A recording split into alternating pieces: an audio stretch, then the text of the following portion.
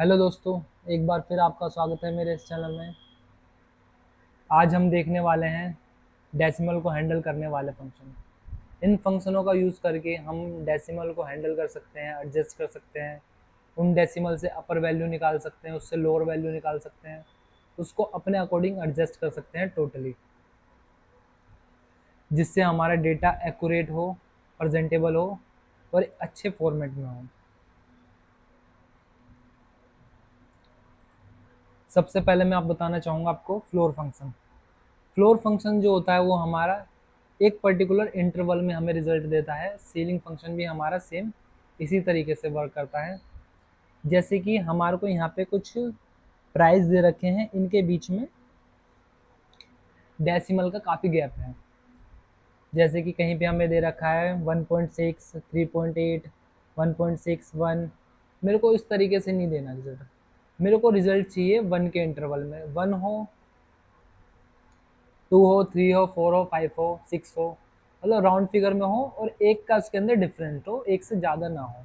जैसे कि 2, 4, 8 ऐसे, 5, 10 ऐसे ना हो। ठीक है, तो इसके लिए मैं पहले यूज़ करूँगा फ्लोर। फ्लोर फंक्शन यूज़ करना हमारा बहुत ईजी है। पहले हम टाइप करेंगे फ्लोर। इसके दो पैरामीटर होते हैं, पहला होता है नंबर, दूसरा होता है सिग्निफिकेंस। नंबर के अंदर हम अपना सेल रेफरेंस पास करेंगे। सिग्निफिकेंस के लिए मैं यहाँ पे भी पास करता हूँ 1, क्योंकि मेरे को अभी रिजल्ट चाहिए 1 के इंटरवल में, जैसा मैंने आपको बताया था।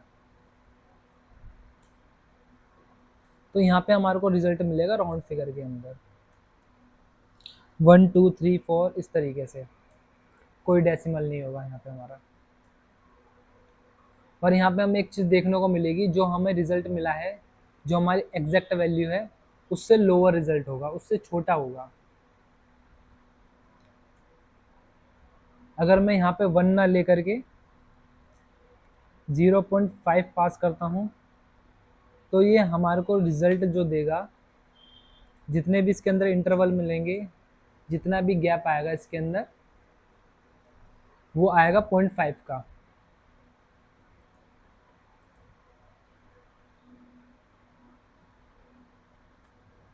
जैसे कि आप देख सकते हैं, इसने यहाँ पे हमारे को पहले दिया था 1, जैसे ही मैंने इसका इंटरवल चेंज करा है यहाँ पे 0.5 करा, तो इसने मेरे को रिजल्ट दिया है 1.5, जबकि हमारा यहाँ पे रिजल्ट वैल्यू है 1.6।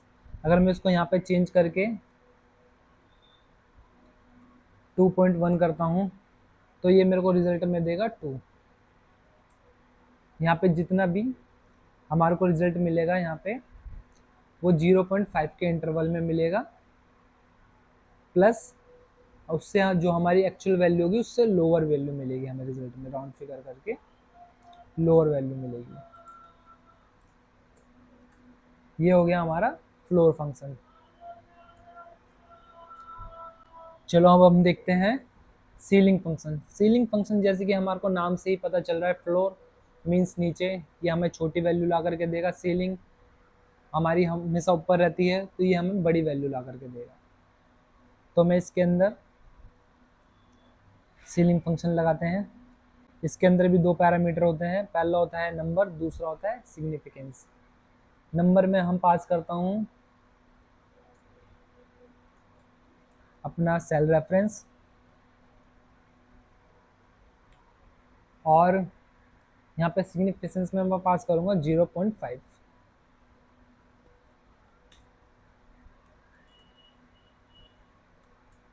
जैसे कि आप देख सकते हैं यहाँ पे फ्लोर और सीलिंग फंक्शन में डिफरेंस। हमारा प्राइस सेम है, फ्लोर फंक्शन ने हमें दिया है 2, जो हमारी वैल्यू थी 2.1, जो हमारी एक्चुअल वैल्यू थी उससे छोटी वैल्यू ला करके दी है। और फ्लोर फंक्शन ने हमें ला करके दी है, और सीलिंग फंक्शन ने हमें ला करके दी है बड़ी वैल्यू। तो इस तरीके से हम सीलिंग और फ्लोर फंक्शन का यूज़ करते हैं। तो हमारा नेक्स्ट फंक्शन है round function. Round function use करना ही बहुत ईजी है।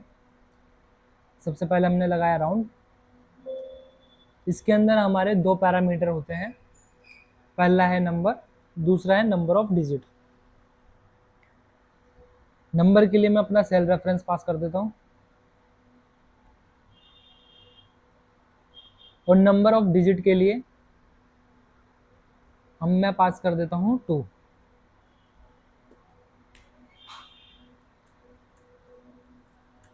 जैसे मैंने यहाँ पे 2 पास करा था, तो इसने क्या करा है, जैसे कि हमारा यहाँ पे प्राइस है 3.897, तो इसने जो हमारे सेकंड डेसिमल था उसको राउंड में कर दिया है।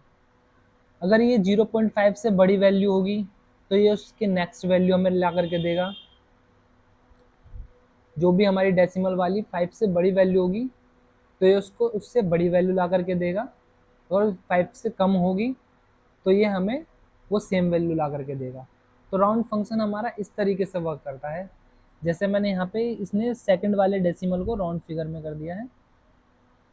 यहाँ पे मैं यहाँ पे 7 की जगह 4 करता हूँ तो यहाँ पे हमें मिलेगा 9।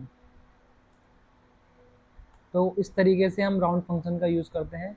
हमें जिस भी पॉइंट के डेसिमल को हमें राउंड में करना हो तो उस पोजीशन में उस डेसिमल के हम यहाँ पे वो पोजीशन पास कर देंगे, तो ये हमारे उस डेसिमल को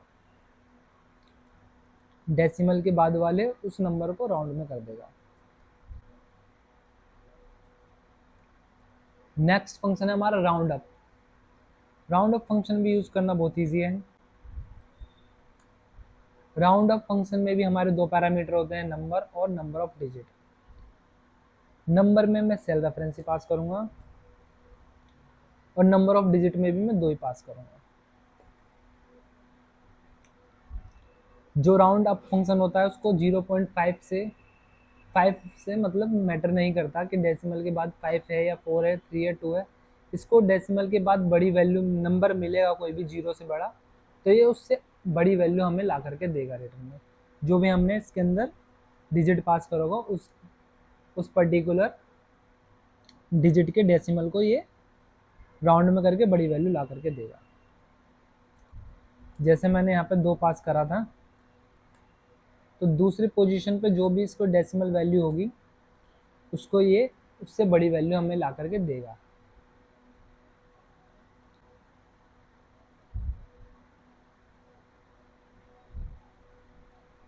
नेक्स्ट फंक्शन है हमारा राउंड डाउन। राउंड डाउन में हमारा राउंड अप की तरह है। जिस तरह हमारा राउंड अप बड़ी वैल्यू ला करके देता है, जो भी हमने डिजिट नंबर हमें छोटी वैल्यू ला करके देता है, जो भी हम उसके अंदर डिजिट नंबर पास करते हैं।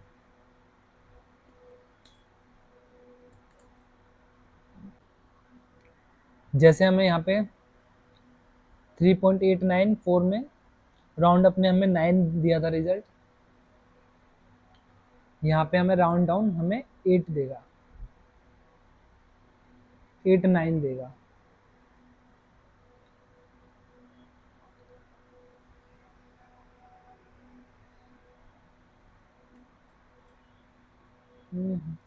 और एक और चीज़ मैं आपको यहाँ पे बताना चाहूँगा कि हम अपने डेसिमल को इस तरीके से यहाँ से भी अलाइनमेंट के अंदर जनरल सेक्शन में एडजस्ट कर सकते हैं, कम ज़्यादा कर सकते हैं।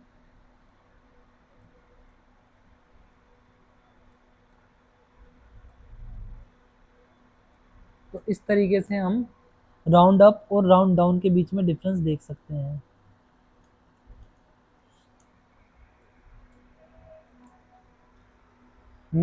नेक्स्ट फंक्शन है हमारा ट्रंक फंक्शन। ट्रंक फंक्शन के अंदर हमारे 2 पैरामीटर होते हैं। पहला होता है हमारा नंबर, दूसरा होता है नंबर ऑफ डिजिट। पर यहाँ पे आप एक चीज़ देखने को मिलेगी, जो ये हमारे नंबर ऑफ डिजिट हैं ये ऑप्शनल है।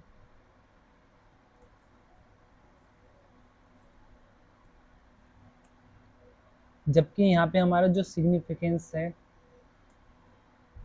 और राउंड है, इसके अंदर ये हमारे मैंडेटरी पैरामीटर है। ट्रंक के अंदर जो हमारे नंबर ऑफ डिजिट है ये ऑप्शनल है, ये ऑप्शनल पैरामीटर है। पहले हमें इसको बिना नंबर ऑफ डिजिट पास करके यूज़ करके देखते हैं। तो ये हमारे किसी भी वैल्यू को राउंड फिगर में कन्वर्ट कर देता है, ट्रंक फंक्शन मेनली।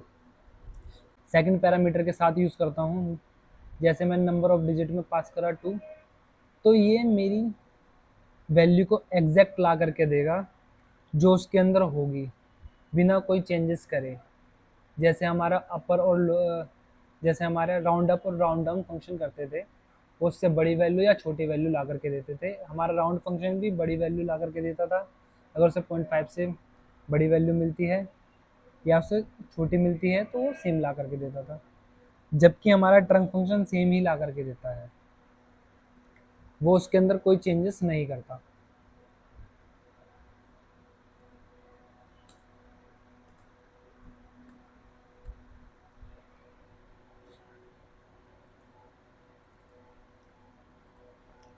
जैसे कि हम यहाँ पे देख सकते हैं चारों फंक्शन के अंदर डिफरेंस। हमारे राउंड फंक्शन ने दिया था हमें 3.890, हमारे राउंड अप फंक्शन ने दिया था हमें 3.90, हमारे राउंड डाउन फंक्शन ने दिया था 389 और हमारे ट्रंक फंक्शन ने दिया 389।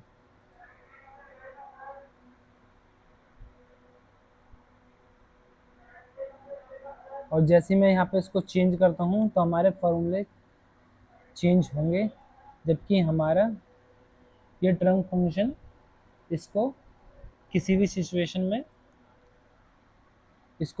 सिचुएशन में कोई फर्क नहीं पड़ेगा।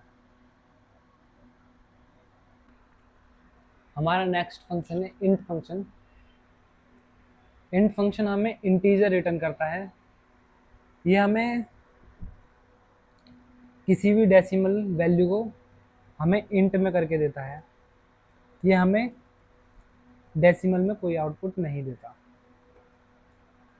हमारी डेसिमल वैल्यू को इंटीजर में कन्वर्ट कर देता है हमारा इंट फंक्शन। हम ये यूज़ है हमारा इंट फंक्शन का। नेक्स्ट फंक्शन है हमारा एप्स फंक्शन। इसका मतलब होता है एब्सोल्यूट फंक्शन। ये किसी भी नेगेटिव वैल्यू को पॉजिटिव में कन्वर्ट कर देता है।